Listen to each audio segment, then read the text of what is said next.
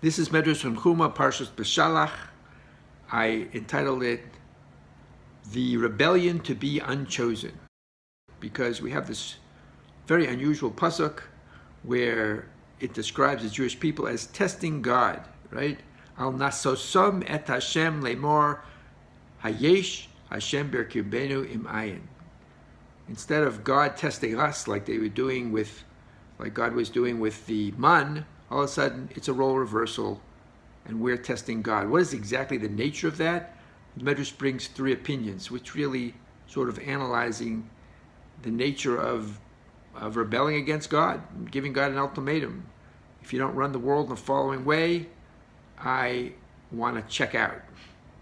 So the first opinion is from Rabbi Yehuda, and he says, Im ribonhu al kol masim kederach shu ribon olenu navdena imlo nimrodbo, which translates into, if you run the world with the same principles that you govern the Jewish people, that's fine.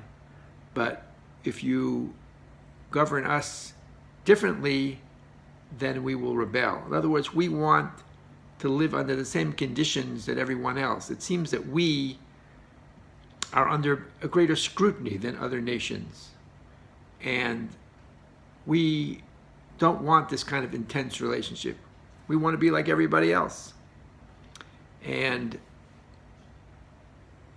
of course, the answer to all these three opinions is the very next pasuk, which is the attack of Amalek. So how exactly is the attack of Amalek an answer to the Jewish people saying, we want to be like every other nation?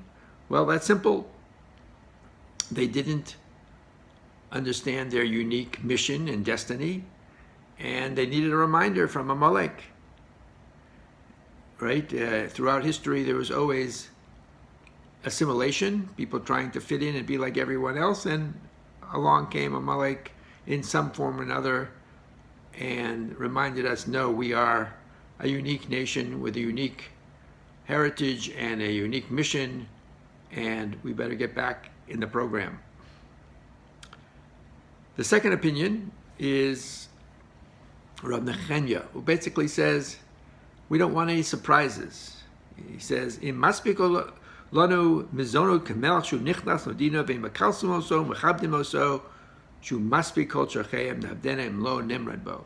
We want to be like a king comes into town with a big parade. Everyone comes out and praises him, and the king is very pleased and says, "Here, I'm going to open up this, storehouse of grain, and I'm going to build this for you and that for you." No surprises. It's a kind of expected relationship.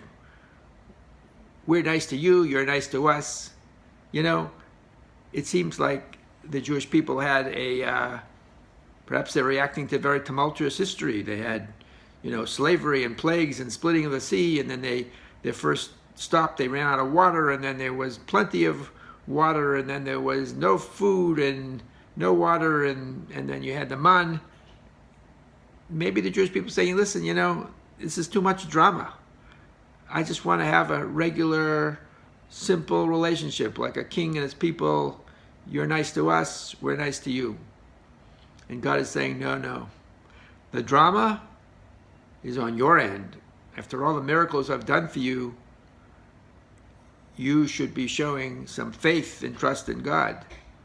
That's the drama. If you want to get rid of all these unusual ups and downs, show the faith, show the gratitude for everything I've done.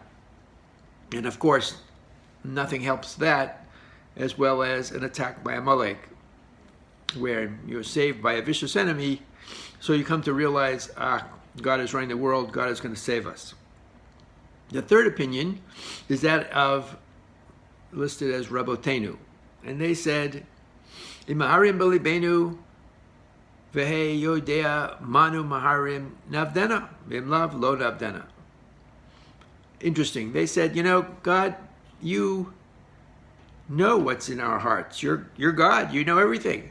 So why do we even have to make our wishes known? Why can't you automatically give us whatever you anticipate that we need? Because you know what we're even thinking.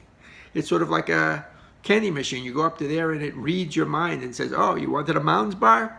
Here it is. So that is not, God was not pleased with that. And God said, listen, this is not the kind of relationship I'm looking for. This is not kind of the cardiac Jew where I say I worship God in my heart. Judaism is not for bystanders. It's a action-oriented religion. You have to work hard. You have to work hard to discover who God is. You have to study Torah and find out who God is and make a relationship with God. You have to work hard on yourself and your character, your midot, and you have to do many mitzvot, many precepts in order to get that relationship with God and your relationship with other people. So if you need to be reminded of what it's all about, again, Amalek comes along, and Amalek, of course, is real. The fear is real, the pain is real, and the gratitude will be real when God saves us from Amalek. This is all sort of summed up in the Midrash. Gives an example of a man who was carrying his son on his shoulders, and they're walking along, and every time the son saw something he wanted, Dad, can you give me that? Can you give me that? Can you give me that? And the father went out of his way and reached and got and gave it to him. And suddenly they get to some place, and the kid says to people, does anybody know where my dad is? And the father is so disgusted with this lack of gratitude that he throws his son down on the ground, and a dog comes and bites him. So that's Amalek. That's the dog. And we are the ingrateful child who keep asking God for things, but we don't even know that He is, right? We don't recognize that He's in our midst, that He's running the world. And so it's funny, you could look at Amalek as sort of the marriage counselor of last resort, because that unfortunately sometimes is needed to readjust the relationship, because as we all know, the Jewish people were soon going to get the Torah, and we are the groom and God is the bride, and the groom is not going to be so faithful, but the bride is committed to never abandon the relationship. God is not going to abandon us, and we need reminders to bring us back. And unfortunately, this is sort of something that's a lesson that's lost and found throughout the millennium. Have a great Shabbos.